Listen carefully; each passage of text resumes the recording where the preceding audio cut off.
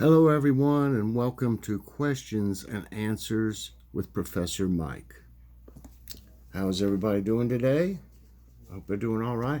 And we're doing a series on ancient history right now. This is my second show doing this. I thought I'd come up with something new.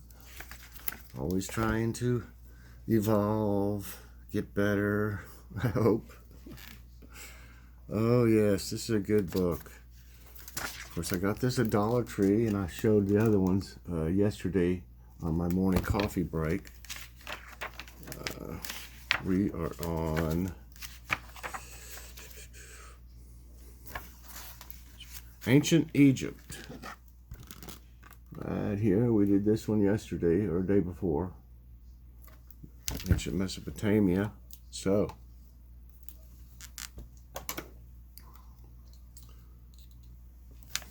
okay. The civilization of ancient Egypt on the banks of the Nile lasted for more than 3,000 years and was the longest continuous civilization in the world. That's something.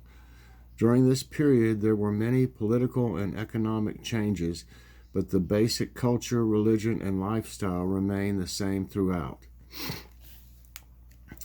Okay, here's a question.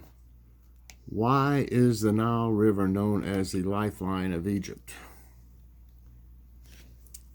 Answer: it was the fertile banks of the Nile that attracted early settlers to Egypt.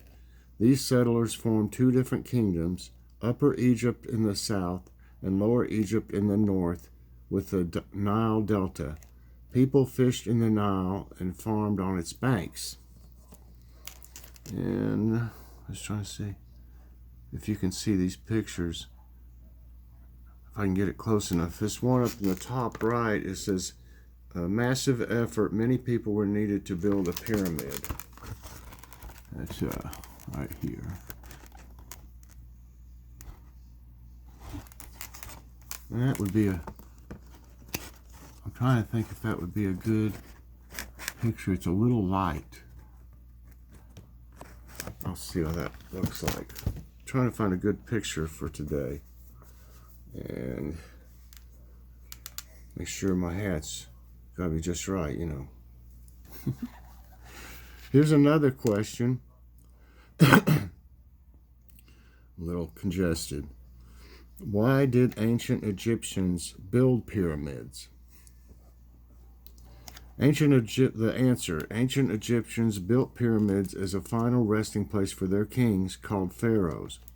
They believed that their pharaohs continued to look after the affairs of the kingdom even after death. It was therefore necessary to make their souls comfortable. The Great Pyramid of Khufu, made out of stone, is the grandest of all pyramids. This amazing monument is over 146 meters, that's 480 feet, tall, and has survived more than 4,000 years. Hi, kitty. You gonna jump up here any minute? Probably. You gonna lay there? You never know what she's gonna do. Okay, and I'll show you this picture. It says, comfortable afterlife. Ancient Egyptians buried food, furniture, jewelry, and everything else that was thought necessary for the afterlife, along with the mummies.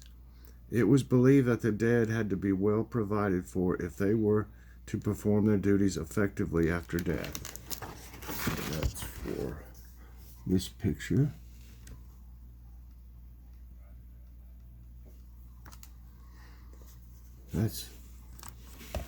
I can't get it close enough to where it looks.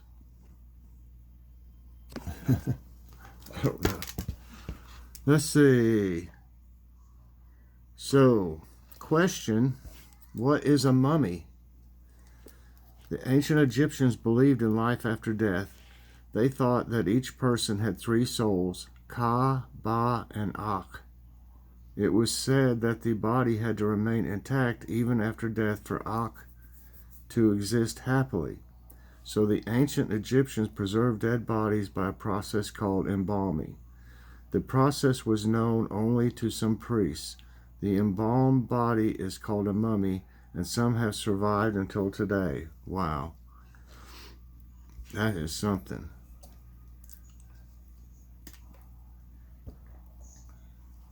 It says, deciphering sacred carvings. The ancient Egyptians used a form of writing that was made up of pictures. This was known as hieroglyphics. The word hieroglyphic means sacred carving in Greek. For years, no one could read these strange-looking symbols. Then, in 1799, the famous Rosetta Stone was discovered at Rashid, Rosetta, in Egypt. This stone contains an order issued by the priests of Ptolemy V in 196 BC. The order is written in a mixture of Egyptian hieroglyphics, Greek, and other ancient scripts. With the help of Greek texts, experts were soon able to decipher the hieroglyphic script. So that would be this picture down here, this one.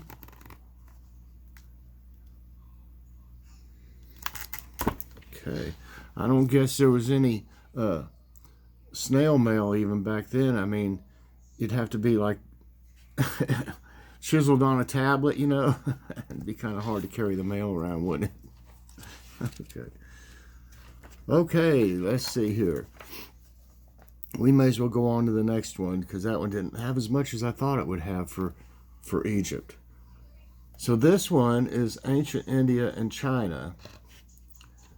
I'll show you just a broad picture of it. Okay. It says, most ancient civilizations developed in river valleys.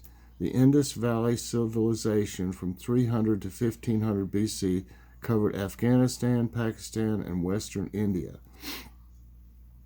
The Chinese civilization developed along the banks of the Huanghe River in about 2100 BC and was governed by various dynasties or ruling families.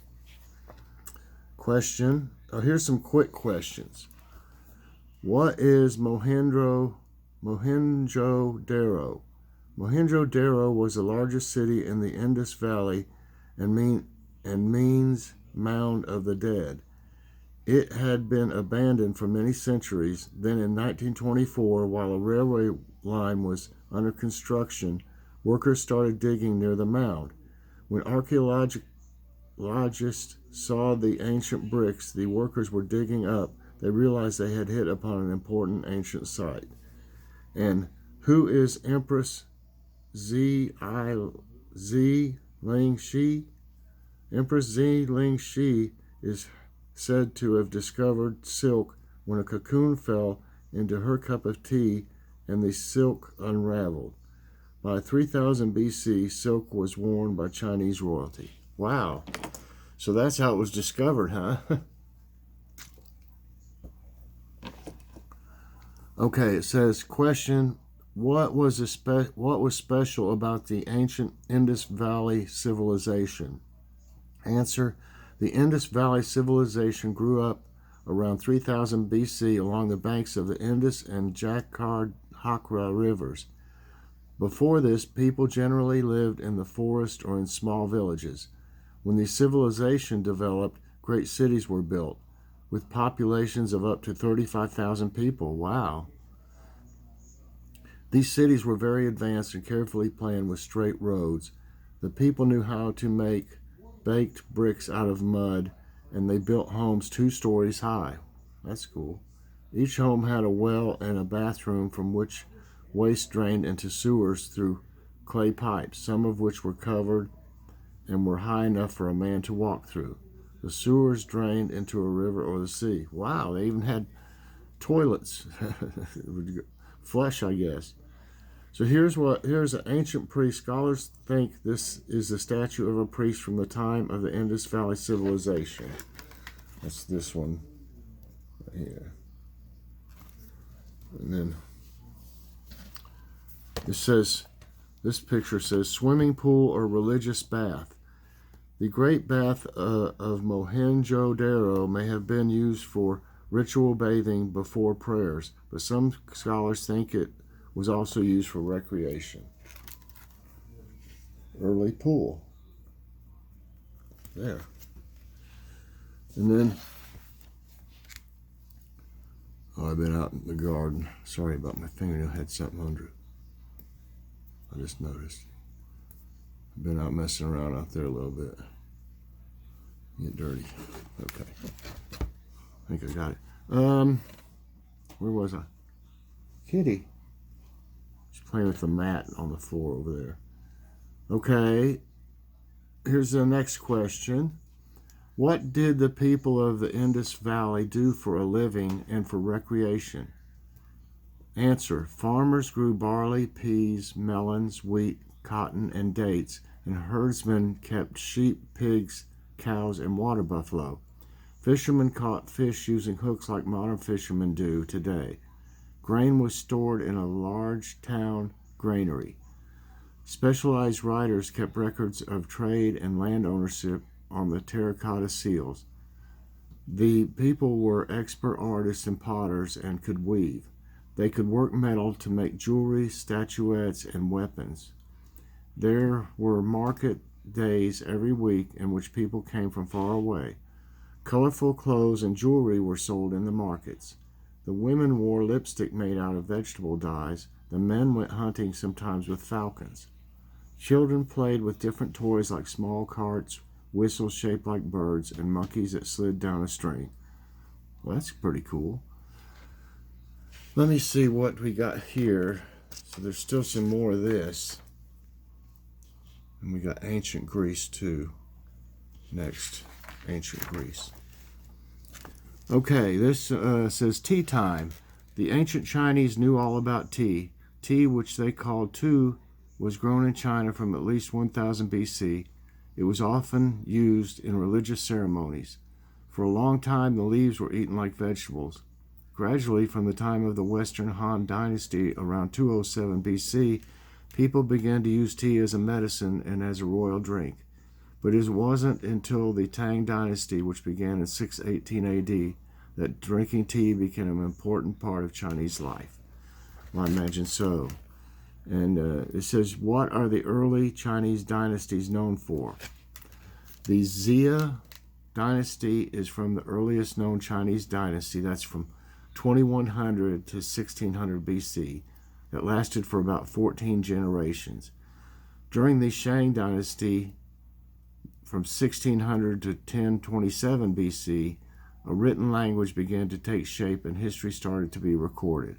At this time, people also learned to make things out of bronze. The Shang dynasty in China was followed by the Zhou dynasty, 1027 to 221 BC, when the Chinese learned to use iron. The rulers of this period encouraged their people to grow crops, spin silk, make pottery, build boats and carts, and hunt with bows and arrows. In 221 BC, Emperor Qin Shi Huang became the first king to rule over the whole of China. He made sure that all Chinese people spoke the Qin language. A written language with over 3,000 characters was developed. And it says, oh, here's this picture says, destroying knowledge. Emperor Qin Shi Huang ordered the burning of most books in the country in 213 BC, destroying very valuable information about ancient China. He believed that those who wrote books were spreading dissent against him. It's got a picture right here. I think that was in a movie too. I think I saw that in a movie somewhere. Okay, this question says, who was Confucius? Answer. Confucius was born in 551 BC during the rule of Eastern Shao dynasty. He was a teacher and a philosopher. He traveled widely, giving advice to different rulers and trying to convince them to be more caring towards their people. He believed in the family and in peace, truth, and cooperation. He also believed that the king should be just and fair. The years of Confucius are known as the Golden Age of Chinese philosophy. His teachings were followed by generations of rulers and officials who governed China. And I think we read that. So that'll end it today for ancient Egypt and ancient India and China. And then tomorrow, or the next show, I don't know if it'll be tomorrow or not, but the next show will be studying ancient Greece. So, get your thinking caps on. You don't have to take notes, and we're not going to have a test because I want you to keep watching. I was always lucky. I never had to really study that much. I really didn't. You can ask my mom. I mean, I just didn't have. I just did. I don't know why. I paid attention in class. Maybe that's why. I don't know, but I never had any trouble with it, and I always got good grades. You know, so go figure. And here I am today, Professor Mike. So thanks for watching, everybody. Thanks for watching Questions and Answers with Professor Mike, also known as Tennessee Mike. Not Indiana Jones, Tennessee Mike. So everybody, please press that like button. I know you liked it. Subscribe if you haven't already, and hit that so you get all my videos as soon as they come out. And what? You say share, share, share. That'll be good. All right, everybody. We got this busy day again. A little later on, we got to take Logan to his therapy in a little bit. So then when we get back from that, I need to do my Ask My Tablet, because I've had plenty of questions on it, and then Logan's awesome snack reviews. So it'll be a busy evening too. So everybody, thanks so much for watching, and I'll be seeing you later. God bless.